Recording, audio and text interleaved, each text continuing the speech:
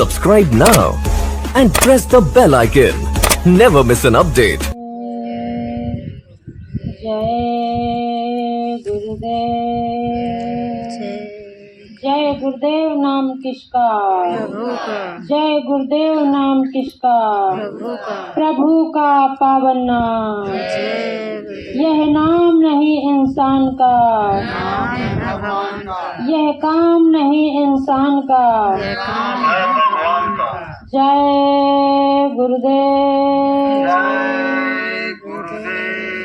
विश्व विख्यात परम संत बाबा जय गुरुदेव जी महाराज के श्री चरण कमलों में कोटि कोटि दंडवत नमन करते हुए मालिक की बगिया के संभाल करता पूज्य हुजूर महाराज जी के श्री चरणों में कोटि कोटि दंडवत नमन प्रणाम करते हुए यहाँ पर उपस्थित सभी धर्म प्रेमियों सज्जनों सबको सादर जय गुरुदेव।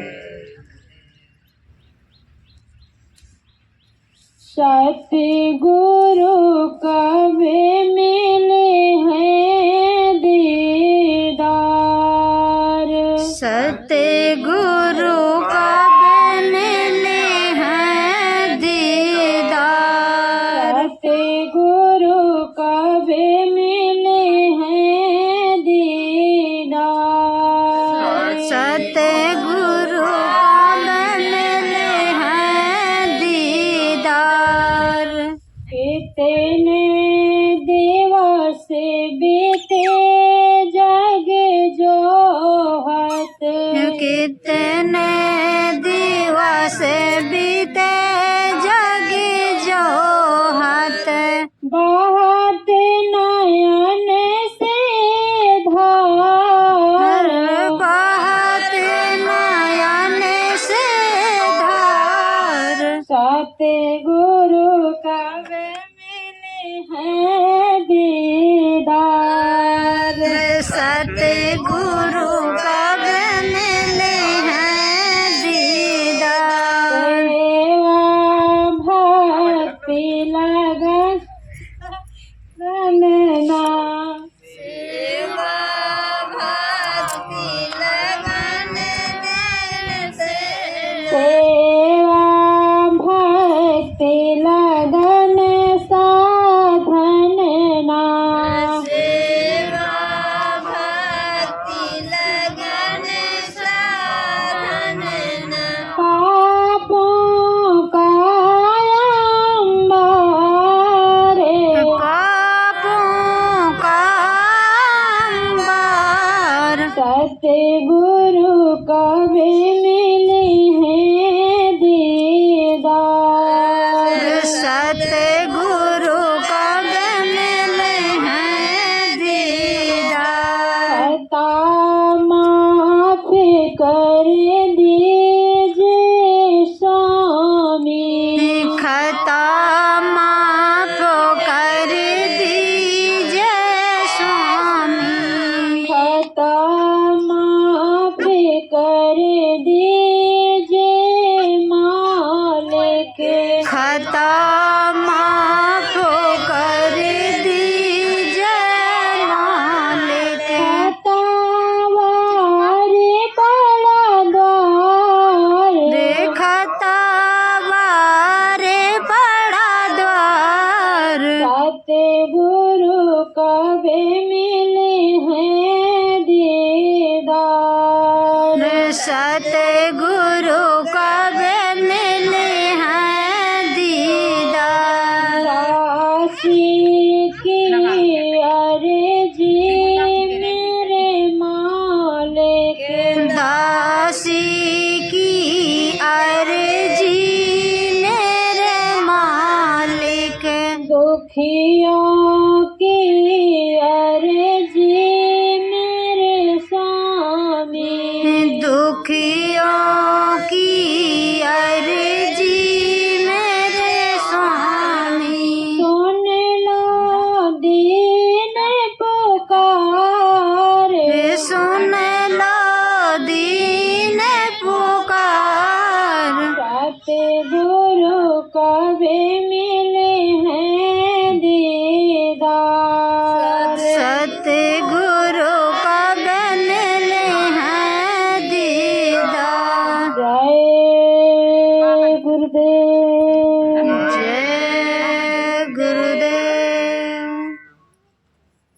भाई बहनों,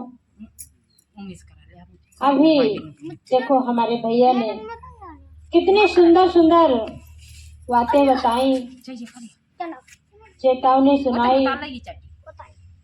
कहने का मतलब कि गुरु आदेश पे चलते रहो, यही गुरु भक्ति है। और मन के यदि कहे से चलेंगे तो गुरु भक्ति नहीं है, वो नाइंसाफी है। कहा मन के कहे करो मत कोई, गुरु जो कहे करो तुम सोई। जो गुरु आदेश कर दें उसी आदेश पे यदि चलते रहेंगे तो कहा गुरु राजी तो करता राजी, काल करम की चले नवाजी। प्रेमी भाई बहनों, यदि हम गुरु के आदेश का पालन करते रहेंगे तो गुरु महाराज हमारे खुश रहेंगे, क्योंकि पिता तभी तो खुश रहते हैं जैसे बच्चा अपने पिता के आदेश का पालन करते रहते हैं तो पिता अपने आप बच्चे पर मगन रहते हैं। तो जब हम अपने प्रभु का आदेश पालन करते रहेंगे तो हमारे परम पिता खुश तो रहेंगे। और यदि गुरु खुश हैं तब कहीं तीन लोक में हमको भय नहीं है। गुरु महाराज ने कहा, बच्चा जो मैं करूं वो काम मत करना और जो मैं कहूं वो करते चलना।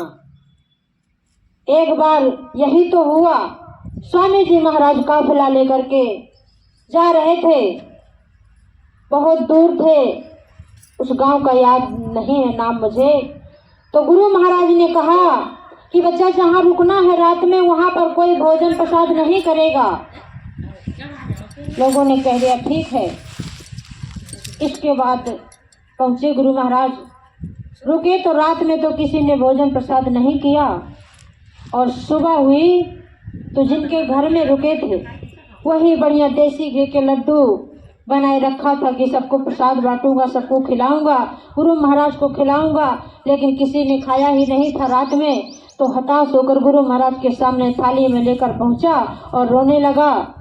गुरु महाराज को दया आ गई तो गुरु महाराज ने 2 लड्डू उठा लिए और खा लिए। लोगों ने जैसे ही देखा कि अब तो स्वामी जी महाराज ने लड्डू खा लिया, अब तो हम भी ले लें, तो किसी ने 2, किसी ने 4, किसी ने 6 ऐसे उठा लिए और सबने खा लिया।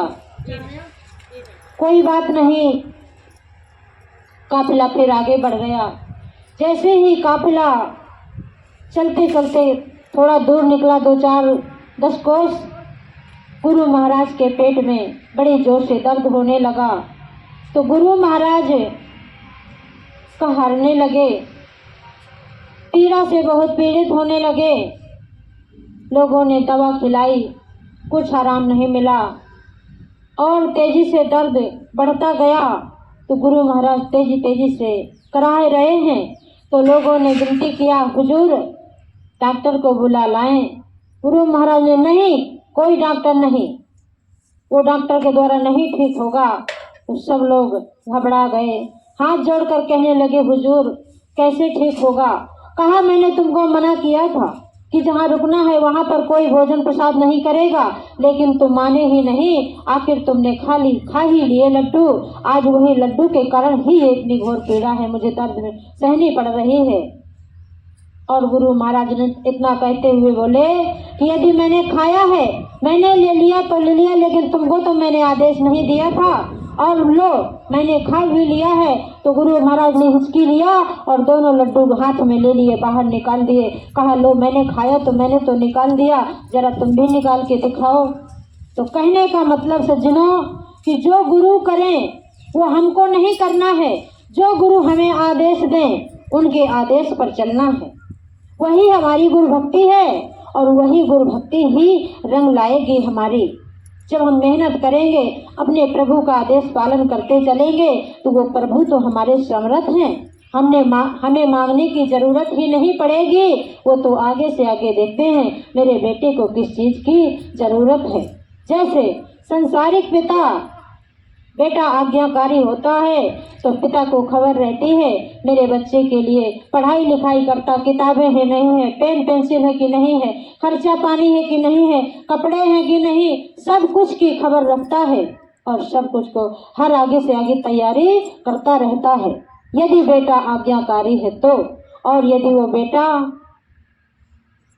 चोर लफंगा निकल गया, अपनी मनमानी करने लगा, विकारों में फंस गया, अपने पिता का आज्ञा पालन उल्लंघन करने लगा, तो क्या पिता उससे खुश रहेगा? नहीं रहेगा।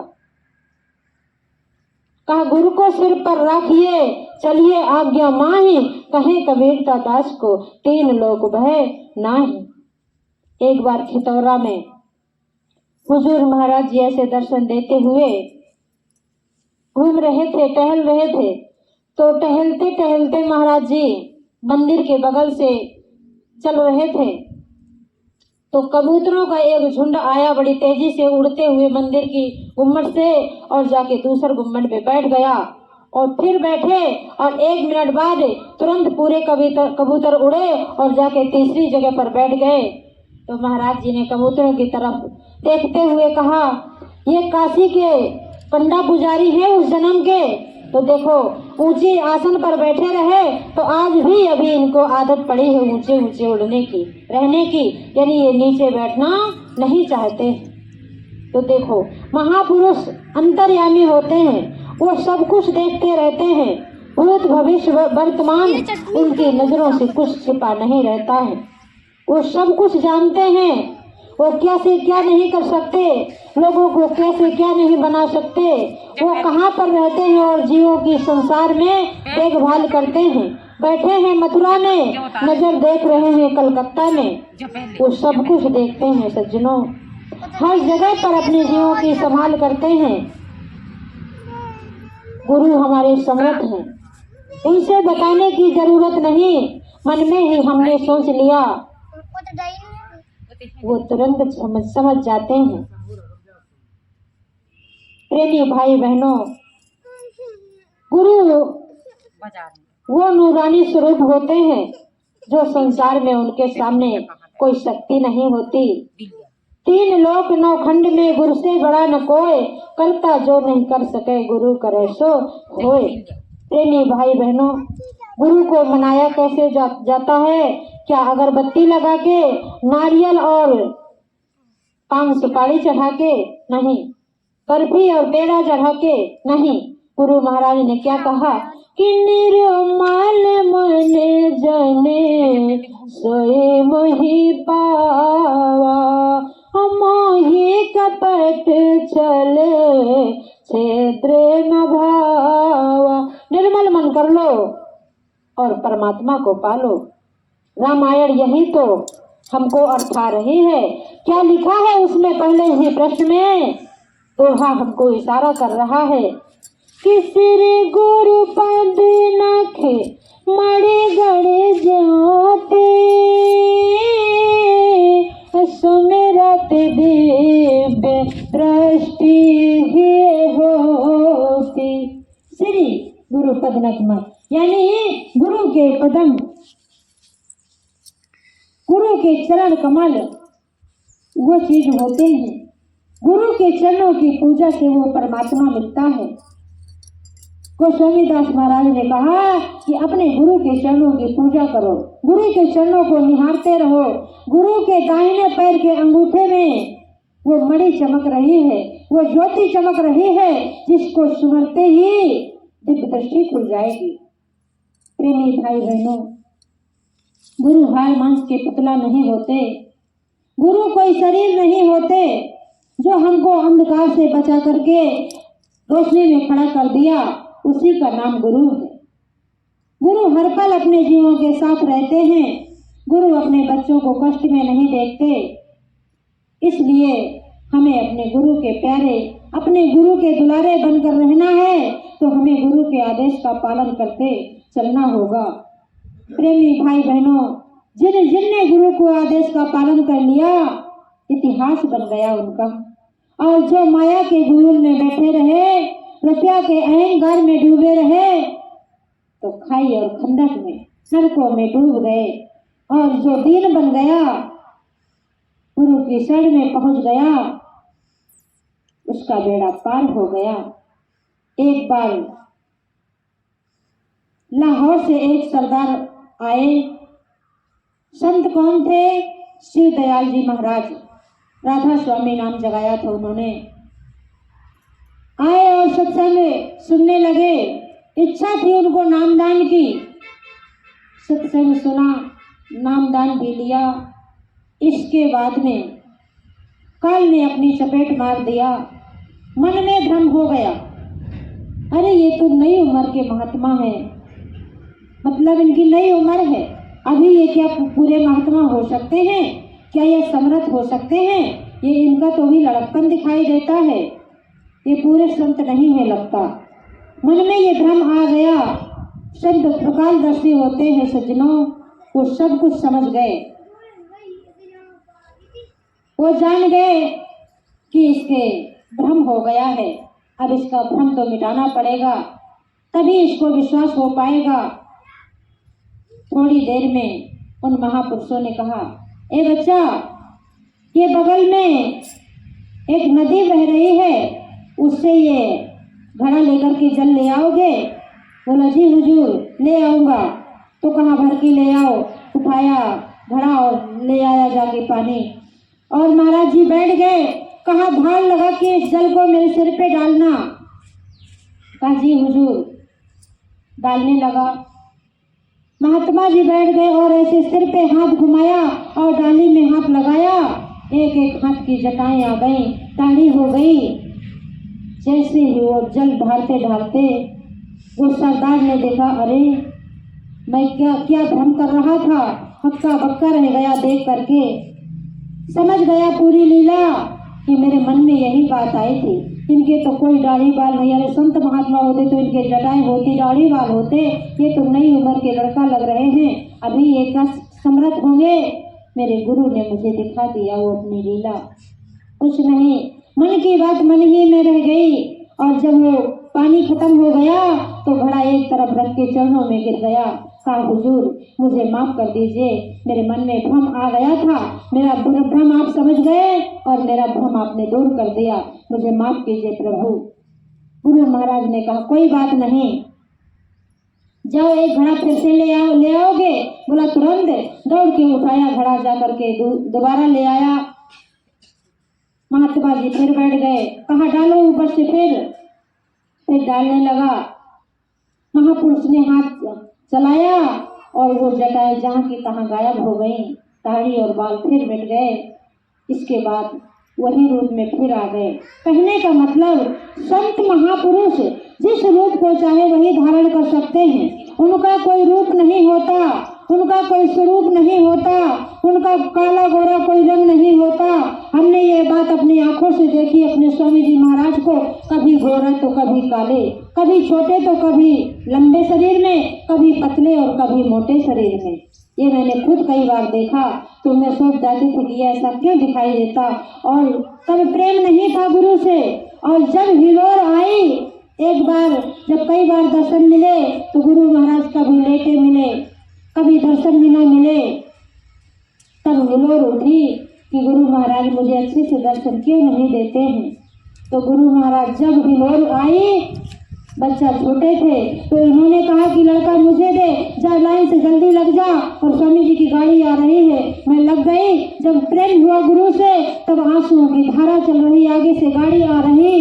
गुरु महाराज की ऐसी मौज, वो नूरानी स्वरूप आज तक मैंने कभी नहीं देखा, न कभी तस्वीरों में आया वो नूरानी स्वरूप। जो नूरानी स्वरूप ने कम से कम 5 मिनट तक गुरु महाराज ने मुझे दर्शन दिए। इतना अच्छा मौका मिला, 5 मिनट तक गुरु महाराज की गाड़ी में साथ साथ चलती रही और बराबर दर्शन दीदार करती रही।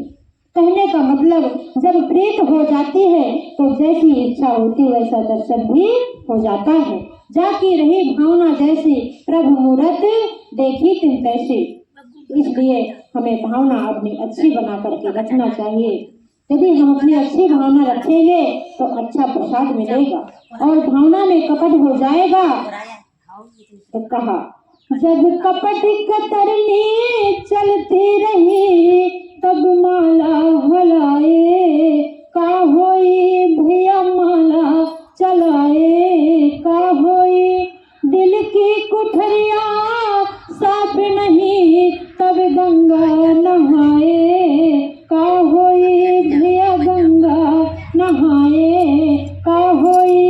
क्योंकि महापुरुषों ने यही तो कहा कि निर्मल मन जन सो नहीं पावा, मोहि कपट छल छिद्र न भावा।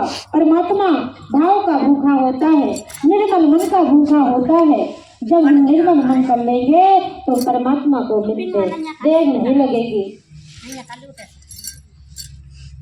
प्रेमी भाई बहनों, गुरु महाराज ने तो हर तरह से हमको समझाते हुए कहा बच्चे पहले प्रीत करना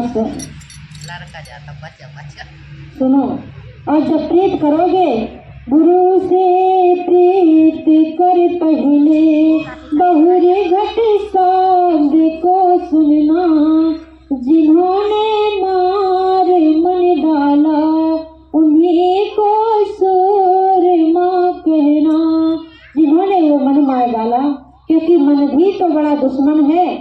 मन ही इंसान को गड्ढे में गिरा देता, मन ही इंसानियों को बुराई में फंसा देता, मन ही इंसान को जुआ खिला देता, मन ही इंसान को दारू और मांस करा देता, मन ही इंसान के जूता चलवा देता, और मन ही इंसान को सदगुरु के चरणों में लगा देता।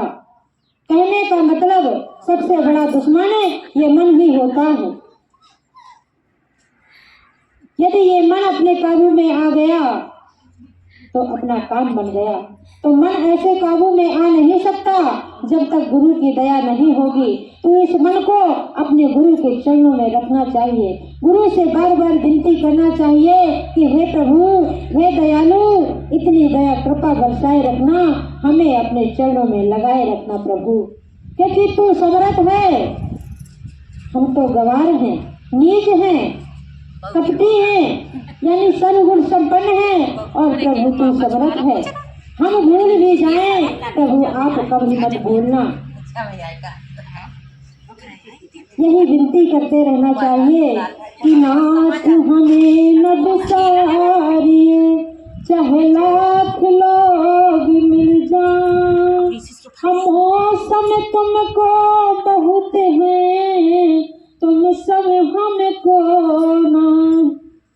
अब गुरु महाराज ने आदेश किया कि बच्चे गांव-गांव जाओ, आदेश का पालन ही तो करना है हमें। तो गांव-गांव जाना है, हमें समझाना है लोगों को।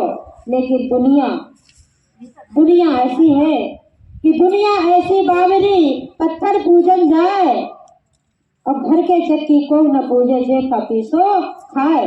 कबीर साहब ने कहा कि पाथर पूजे हर मिले, तो मैं पूजू पहाड़, और या से तो चक्की बनी जिस जहाँ पीस खाए संसार। प्रेमी भाई बहनों, कबीर साहब ने ये भी कहा, मैं कहे समझाऊं ये सब जग अंधा, मैं कहे समझाऊं ये सब जग अंधा, एक दुई होए उन्हें समझाऊं, सभी बुलाने पेट के धंधा, मैं कहे समझाऊं ये सब जग अंधा। इस पेट के धंधे के खातिर सारा जग उस परमात्मा को भूल गया। किसको? जिससे वादा किया था 24 घंटे का, और उसी के साथ में जीव नाइंसाफी कर रहा है, अपने किए हुए वादे को ठुकरा रहा है। क्या वो परमात्मा से कभी बच पाएगा?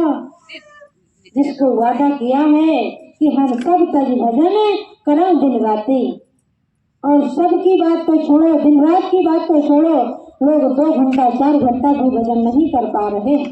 भजन तो ठीक है, सही से हम आदेश पालन भी नहीं कर पा रहे हैं। अरे आदेश का पालन ही करते चले तो उसी में महाराज जी ने यही तो कहा, बच्चा आज के समय में 3 घंटा भजन सबको एलाउ है। ऐसे कलकाल में कम से कम 3 घंटा भजन हर जीव को करना चाहिए। लेकिन आप 3 घंटा की छोड़ो 2 ही घंटा नहीं कर पा रहे हो। चलो, गुरु महाराज जी ने कहा ठीक है, भजन की कोई बात नहीं, जितना बने जितना करो, लेकिन आदेश पालन करते चलो। आदेश तुमको क्या मिला कि गांव गोद लेकर प्रचार करो। कहा गांव-गांव जाओ, जितना समय तुम गांव में दे दोगे, 2 घंटा 3 घंटा 4 घंटा, अरे भजन तो नहीं कर पाओगे लेकिन प्रचार तो कर सकते हो। ये काम तो सब कोई कर लेगा, और कोई सुने ना सुने इसकी तुम्हें कोई जिम्मेदारी नहीं, तुम्हें तो बताना है। वो भजन तुम्हारा, वो जो प्रचार तुमने किया तो कहा 4 घंटा 5 घंटा यदि प्रचार किया तो वो 5 घंटे का समय तुम्हारा भजन में जोड़ दिया जाएगा। अरे प्रेमी भाई बहनों, यदि महापुरुष किसी बात को कहते तो कहा संत वचन पलटे नहीं, पलट जाए ब्रह्मांड। महापुरुषों के वचन अकट होते हैं। यदि उन्होंने कह दिया तो मानो हमारा काम बन गया। 4 घंटा हमने प्रचार कर दिया तो वो हमारा भजन में जुड़ गया, क्योंकि ये किसी और का आदेश नहीं, स्वयं महाराज जी के मुखारबिंद से हमने ये अपने सामने हमने बातें सुनी हैं। वही मंच से बैठ करके महाराज जी ने ये ऐलान किया था। प्रेमी भाई बहनों, इसलिए हमें गुरु के प्यारे बनकर अपने कर्तव्य पे लगे रहना चाहिए। और दुनिया तो ऐसी है कि जब गांव में जाया जाता तरह तरह के लोग मिलते हैं, तरह तरह के सवाल करते हैं। कहो ज्ञानी को मूर्ख मिले तो ज्ञान बांट का जाए, अब कोयला हो न उजरो 100 मन साबुन खाए। तो मूर्ख को यदि हम समझाएंगे तो क्या उसके समझ में आएगा? नहीं। लेकिन काम करना है, आदेश पालन करना है। किसका? अपने गुरु का। गुरु का आदेश पालन कर लिया तो वही हमारा काम बन जाएगा, वही समय हमारे साथ जाएगा। और नहीं आगे तो क्या होगा? समय इतना खराब चल रहा है कि आप खुद ही देख रहे हैं। ऐसे बुरे समय में हमको क्या करना चाहिए कि भजो गुरु नाम दीवाना, जीवन का कौन ठिकाना। भजो गुरु नाम दीवाना, जीवन का कौन ठिकाना। यही मृत्युलोक कहलाता है, यह मृत्युलोक कहलाता है। कोई आता है कोई जाता है, कोई आता है कोई जाता है। जब आ जाता है परवाना, जीवन का कौन ठिकाना। जब आ जाता है परवाना, जीवन का कौन ठिकाना। भजो गुरु नाम दीवाना, जीवन का कौन ठिकाना। भजो गुरु नाम दीवाना, जीवन का कौन ठिकाना। यह दुनिया बड़ी निराली है, यह दुनिया बड़ी निराली है। यह दुनिया बड़ी निराली है। यह दुनिया बड़ी निराली है। कलयुग की काया काली है, कलयुग की काया काली है। कैसा है कठिन जमाना, जीवन का कौन ठिकाना। कैसा है कठिन जमाना, जीवन का कौन ठिकाना। भजो गुरु नाम दीवाना, जीवन का कौन ठिकाना। भजो गुरु नाम दीवाना, जीवन का कौन ठिकाना। जो गुरु नाम का जाप करे, जो गुरु नाम का जाप करे।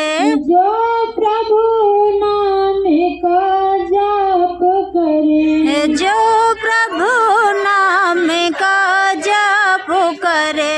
फिर वह मानव नहीं पाप करे। फिर वह मानव नहीं पाप करे।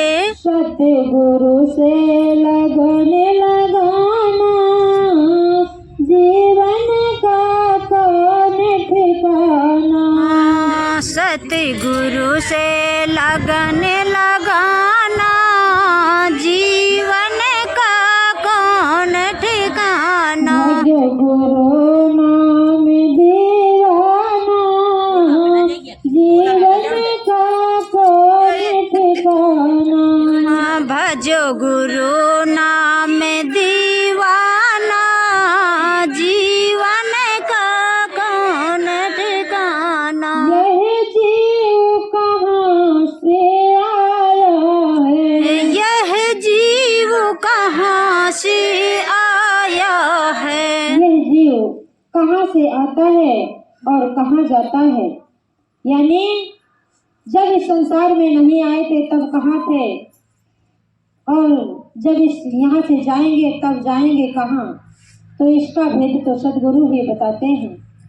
यह जीव कहाँ से आया है, यह जीव कहाँ से आया है। सतगुरु ने भेद बताया है, सतगुरु ने भेद बताया है।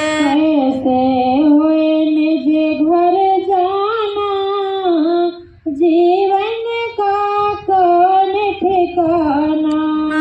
कैसे हो निज घर जाना, जीवन का कौन ठिकाना। भज गुरु नाम दीवाना, जीवन का कौन ठिकाना।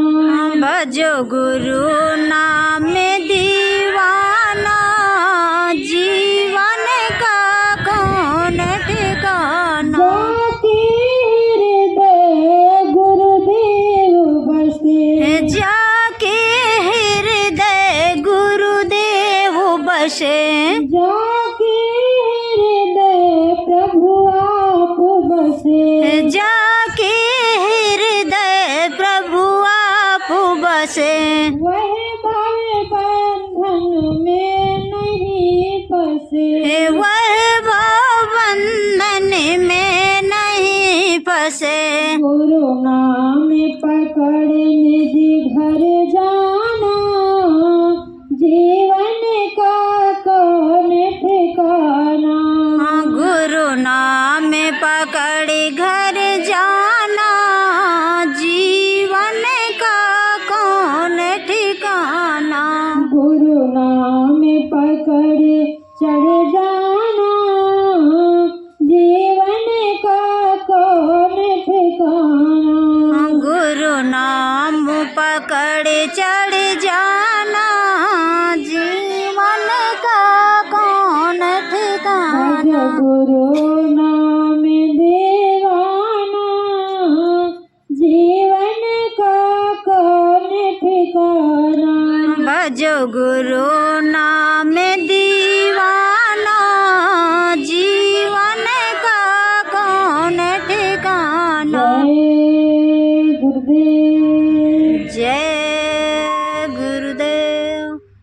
प्रेमी भाई बहनों, जिस देश में हम आप रहते हैं उसी देश के देवी देवताओं में एक बार सभा लगी। 33 करोड़ देवता हैं इस संसार में अपने, हमारे बंधन लगाने के लिए, हमको अपने जाल में फंसाने के लिए। तो इनकी एक बार सभा लगी तो कहा अच्छा पता लगाया जाए कि संसार में सबसे कौन ज्यादा पापी है। देवताओं ने सोच विचार करके कहा गंगा सबसे ज्यादा पापनी है। गंगे में ज्यादा लोग स्नान करने जाते हैं और सारे पाप इसी गंगा को दे आते हैं। कोई इलाहाबाद, कोई बद्रीनाथ, कोई केदारनाथ, कोई और कहीं चित्रकूट गंगे में स्नान करता है तो सबसे ज्यादा गंगा पापनी है। तो गंगा माता जी हाथ जोड़कर खड़ी हो गई। कहा ये देवताओं, मैं पापिन नहीं हूँ, लोग मुझ में आते तो हैं, स्नान करते हैं, मैं पहले तो किसी का पाप लेती नहीं हूँ। यदि आप कह रहे हैं तो यदि मैं पाप लेती भी हूँ तो मैं पूरे पाप जाके समुद्र को दे देती हूँ। समुद्र पापी है, वही सब मेरा जल सब वही प्रवाह करता है। समुद्र की बारी आ गई।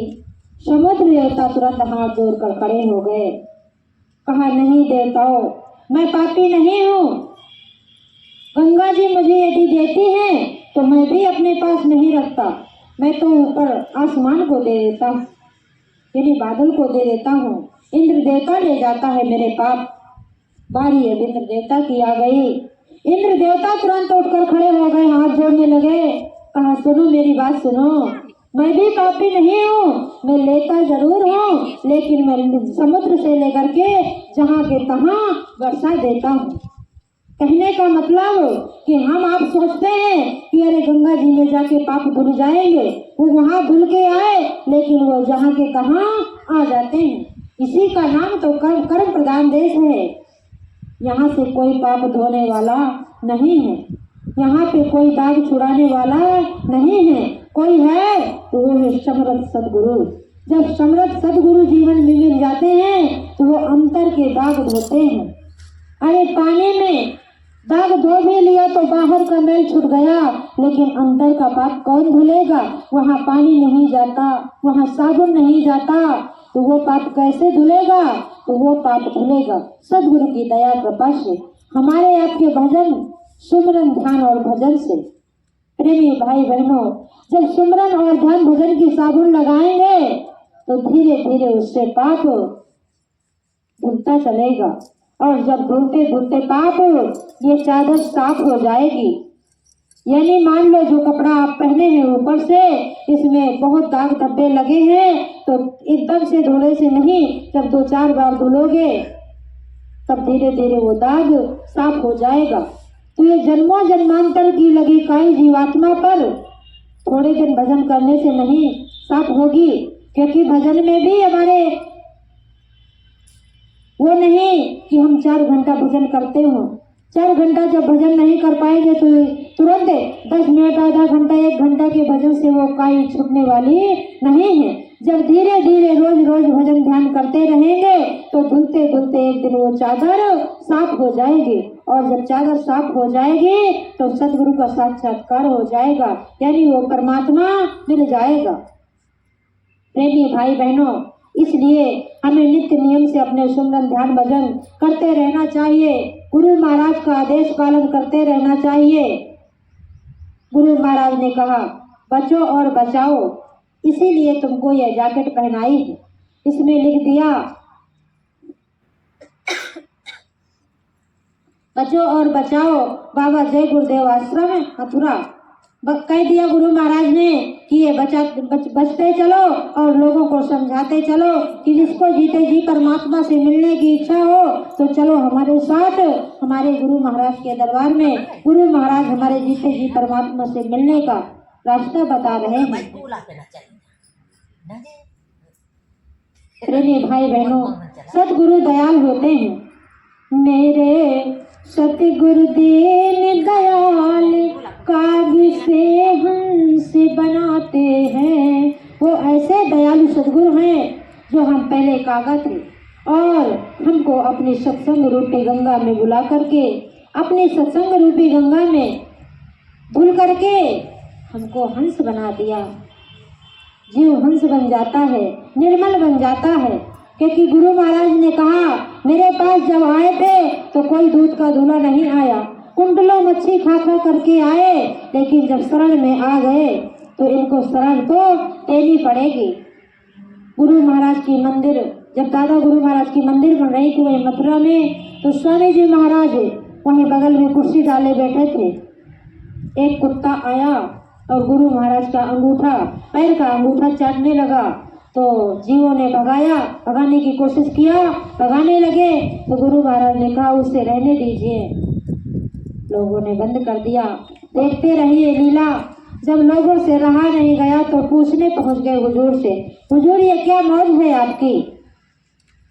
तब गुरु महाराज ने बताया कि पिछले जन्म में ये राजा था, लेकिन थोड़ी सी गलती के कारण ये कुत्ता बन गया।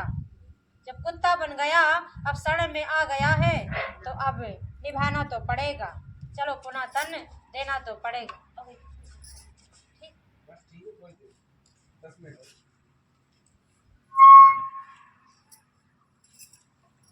प्रेमी भाई बहनों, कहने का मतलब यह है कि कितना भी कोई पाप कर्मी हो, लेकिन जब सदगुरु के शरण में पहुंच जाता है तो सदगुरु दयाल होते हैं। उनकी दया में पहुंच जाने से पीड़ा नहीं मिलती, कोई कष्ट नहीं मिलता। वो तो दयालु हैं, किसी को पीड़ित नहीं करते हैं। वो तो अपनी दया के द्वारा माफी करते हैं, माफ कर देते हैं जीव को। और जो नहीं पहुंचता कहता कि मैंने तो कभी मच्छी खा लिया था और अब तो नहीं खाता हूँ, मुझे क्या करना है गुरु बना के। तो महापुरुषों ने कहा कि तिल भर मच्छी खाई के कोटि गऊ दे दान, और काशी करवट जा मरे निश्चय नरक निदान। तिल यानी तिल कितना होता है, बिल्कुल छोटा दाना होता है, उतनी यदि मच्छी खा लिया है और सदगुरु के शरण में नहीं पहुंचा तो उसको भी नरक निदान मिलेगा निश्चय। क्योंकि महापुरुष एक एक वचनों को समझाते हुए हर चीज में वर्णन कर दिया है। कहा भक्ति स्वतंत्र सकल गुण खानी, बिनु सत्संग ना पावहि प्राणी। भक्ति तो स्वतंत्र गुणों की खान है, लेकिन मिलेगी सत्संग के द्वारा। ये पूजा पाठ करके नहीं, ये धूप अगरबत्ती सुलगा के नहीं, जब सत्संग में जीव आएगा तभी वो भक्ति मिल सकती है। बाहर के कर्म कांड के द्वारा वो पाप धुलने वाला नहीं है, वो आत्मा निर्मल होने वाली नहीं है। ये मन को आनंद मिलता है, लेकिन आत्मा को आनंद नहीं मिलता।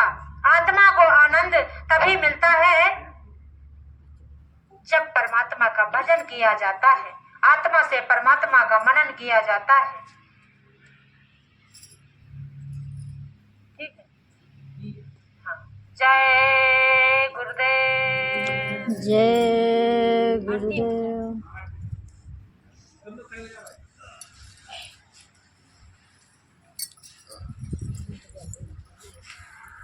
जय गुरुदेव। पेनाए करूं मैं दो कर जोड़े, सतगुरु द्वारे तुम्हारे, मैंने घृत दीपो आरती साजूं, दो अखियान मझधारे, भाव सहित ते बैठ झरोखे, जो हत प्रीतम प्यारे, पग ध्वनि सुना हो श्रावण ही अपने, मन के काज विसारे, जागी सुरत पियत चरणामृत, पियत पियत हुई न्यारे, घंटा शंख मृदंग सरंगी, बंसी बीन सुना रे। जय गुरुदेव आरती करते गावत जय जयकार रे। मैं करूं मैं दो कर जोड़े, सतगुरु द्वारे तुम्हारे, स्वामी द्वारे तुम्हारे, माता द्वारे तुम्हारे, मालिक द्वारे तुम्हारे। जय गुरुदेव। कोटि कोटि करो वंदना, रवि करवि करना, चरण कमल बिसरो नहीं। जय गुरुदेव राम, चरण कमल बिसरो नहीं। जय गुरुदेव राम। जय गुरुदेव। जय गुरुदेव नाम किसका? प्रभु का। प्रभु